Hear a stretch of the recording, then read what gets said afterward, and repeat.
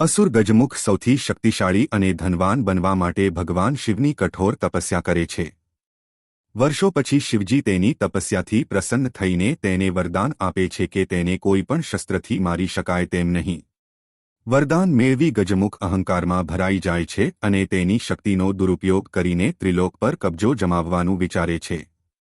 દેવી દેવતાઓ ગજમુખના આતંકથી ત્રાસી જઈ શિવજીને મદદ માટે વિનંતી કરે છે। શિવજી ગણેશજીને ગજમુખને રોકવા માટે મોકલે છે।